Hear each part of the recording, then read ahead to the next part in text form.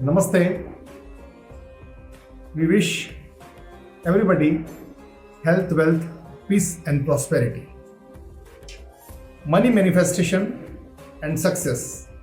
This is the category of Mantra Yoga meditation mobile application.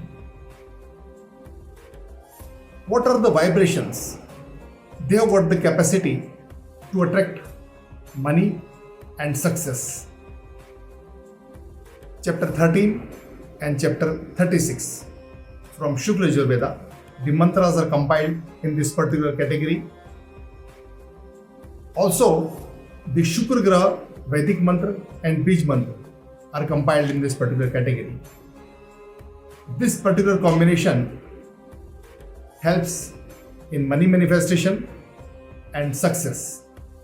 Give it a try to fulfill the dream of money manifestation and success while chanting Om and hearing these Vedic mantras. Thank you very much. Stay blessed.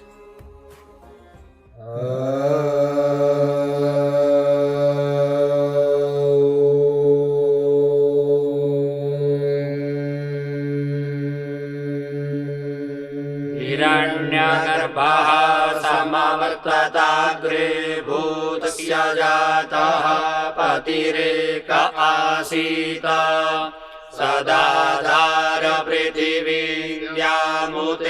माङ्कस्मै देव यः विखाद्विधेम हिरण्मयेन पात्रेण सत्यस्यापि हितं मुखम् जोषावादित्ये पुरुषः सोऽसावहम् अद्भ्यः संवृतः पृथिव्यैरसा च विश्वकर्मणः समवर्तताग्रे तस्यत्वष्टाभ्येतद्रूपमेति तन्मर्त्यस्य देवत्वमाजानमग्रे वेदाहमेतं पुरुषं महान्तमादित्यवर्णन्तमसः परस्तात् तमेव विदित्वाति मृत्युमेति नान्यः पन्था विद्यते यनाय प्रजापतिश्चरति गर्भे अन्तरजायमानो बहुधाभिजायते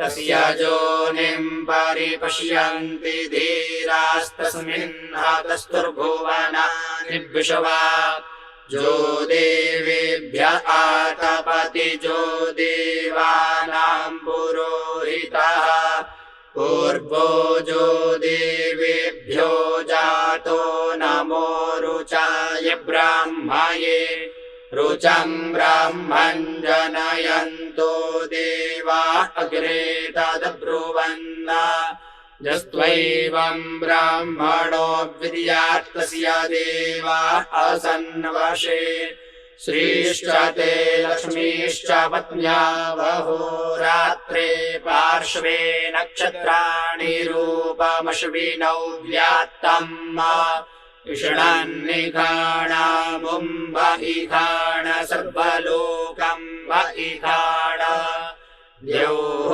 शान्तिरन्तरिक्षगो शान्तिः पृथिवी शान्तिरापः शान्तिरोगदयः शान्तिः वनस्पतयः शान्तिर्विश्वे देवाः शान्तिर्ब्रह्म शान्तिः सर्वज्ञो शान्तिः शान्तिरेव शान्तिः सा मा शान्तिरेधि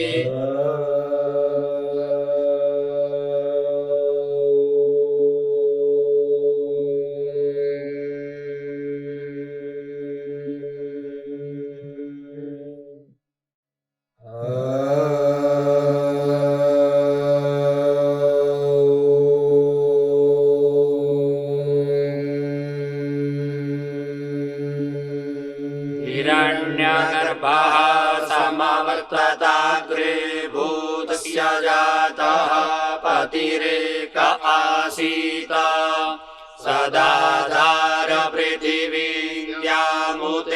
माङ्कस्मै देव यः विखाद्विधेम